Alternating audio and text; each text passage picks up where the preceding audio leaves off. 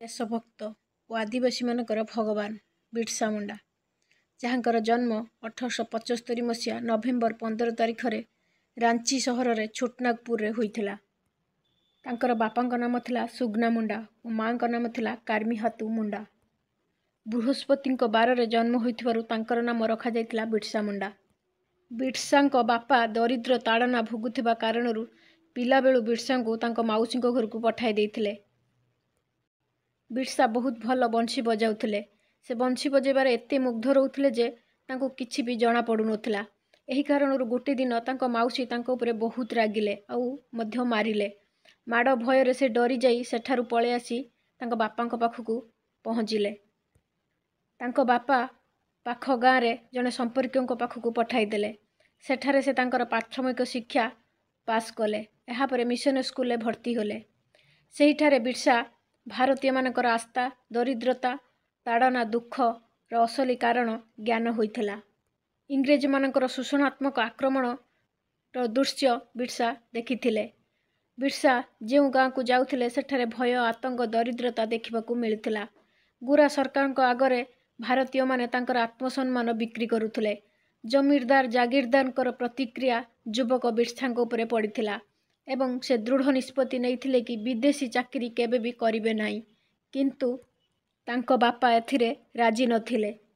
କାରଣ ଥିଲା ତାଙ୍କର ପରିବାର ଭୋକ ଉପାସରେ ଖାଇବାକୁ ନ ପାଇ ପାଣି ପିଇ ଜୀବନଯାପନ କରିବା।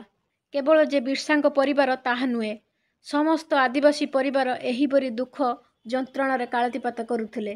ଇଂରେଜମାନେ ଆଦିବାସୀମାନଙ୍କଠାରୁ ଧନ ସମ୍ପତ୍ତି, ଜମି ବାଡ଼ି, ଜଙ୍ଗଲ ସବୁକିଛି ତାଙ୍କ ହାତକୁ ନେଇଯାଇଥିଲେ। ନିଜ ଜମିର ମାଲିକମାନେ ଚାକର ପାଲଟି ଯାଇଥିଲେ। ଭୋକ, ଦରିଦ୍ର, ଅନ୍ଧବିଶ୍ୱାସ ଯୋଗୁଁ ସେମାନେ ଏକ ଭୟାନକ ଜୀବନଯାପନ କରୁଥିଲେ। ଗୋଟିଏ ଦିନ ଏମିତି ହେଲା ଯେ ବିର୍ସା ତାଙ୍କ ପରିବାରଙ୍କର ଦୁଃଖ ଯନ୍ତ୍ରଣା ଭୋକ ସହି ନପାରି ଏକ ମରିଯାଇଥିବା ଶବ ପାଖରୁ ସୁନା ଗହଣା ଚୋରି କରି ଆଣି କିଛି ଖାଦ୍ୟ ଆଣିଥିଲେ। କିନ୍ତୁ ଶେଷରେ ତାଙ୍କ ବାପା ଏହି କାମ ପାଇଁ ତାଙ୍କୁ ବିରୋଧ କରିଥିଲେ ଆଉ ବହୁତ ରାଗିଥିଲେ। ଏହାର ପ୍ରତିବାଦ କରି ବିର୍ସା କହିଥିଲେ କି ମୃତ୍ୟୁ ବା ମରିଯାଇଥିବା ଲୋକ ପାଇଁ କିଛି ବି ଗହଣା ଆଉ ଖାଦ୍ୟ ଦରକାର ନାହିଁ, ଖାଦ୍ୟ ଦରକାର ବଞ୍ଚିଥିବା ଲୋକଙ୍କ ପାଇଁ। ଯେତେବେଳେ ଆଜାଦି ପାଇଁ ଫିରଙ୍ଗୀମାନେ ଭାରତୀୟମାନଙ୍କୁ ଶୋଷଣ କରି ଚାଲିଥିଲେ, ଏହି ସମୟରେ ଆଦିବାସୀ କ୍ଷେତ୍ରରେ ବିଭିନ୍ନ ସ୍ଥାନକୁ ଯାତ୍ରା କରିଥିଲେ ବିର୍ସା ଆଉ ଆମ ଦେଶ ଓ ଜାତିର ଭାଇମାନଙ୍କୁ ବିନା କାରଣରେ ଇଂରେଜମାନେ ଶିକାର ହୋଇଥିବାରୁ ଲୋକମାନଙ୍କୁ ଏକାଠି କଲେ ବିର୍ସା ଓ ଏକ ଆଦିବାସୀ ସଂଗଠନ ତିଆରି କଲେ ଓ ଆଦିବାସୀ ସମ୍ପ୍ରଦାୟର ଲୋକଙ୍କୁ ଏକାଠି କରି ତାଙ୍କୁ ଜାଗ୍ରତ କରାଇଲେ। ଶୋଷିତ, ପ୍ରପୀଡ଼ିତ, ନିଷ୍ପେଷିତ ଆଦିବାସୀ ଲୋକଙ୍କର ଜ୍ୟୋତି ସାଜିଲେ ବିର୍ସା। ଭୋକ ଉପାସରେ ଜଙ୍ଗଲରେ ଦିନ କାଟିଲେ ସେମାନେ। ପ୍ରାକୃତିକ ଉପଦ୍ରବ୍ୟ ଖାଇ ଜୀବନ ବିତାଇଲେ। ଏହାପରେ ତାଙ୍କର ଜମିଦାରଙ୍କର ମୁନିଷୀ ଆନନ୍ଦ ପାଣ୍ଡେଙ୍କ ସହିତ ଭେଟ ହୋଇଥିଲା। ଏହାଠାରୁ ତାଙ୍କର ବହୁତ କିଛି ଜ୍ଞାନ ଉଦୟ ହୋଇଥିଲା। ସେହିଠାରେ ହିଁ ସେ ରାମାୟଣ, ମହାଭାରତ, ଗୀତା, ଶିକ୍ଷା ଓ ସଂସ୍କୃତି ଉପରେ ବହୁତ ଜ୍ଞାନ ଅର୍ଜନ କରିଥିଲେ। ଶିକ୍ଷା ଅର୍ଜନ କରିବା ସହିତ ଆଜାଦି ପାଇଁ ଆଦିବାସୀମାନଙ୍କୁ ଜାଗ୍ରତ କରାଉଥିଲେ। ଆୟୁର୍ବେଦିକ ଜ୍ଞାନ ମଧ୍ୟ ତାଙ୍କର ହୋଇଥିଲା। ବହୁତ ବଡ଼ ବଡ଼ ରୋଗ ସେ ନିମିଷକେ ଭଲ କରିପାରୁଥିଲେ। ଏହାପରେ ସେ ଆଦିବାସୀମାନଙ୍କ ପାଇଁ ପାଲଟି ଯାଇଥିଲେ ଭଗବାନ।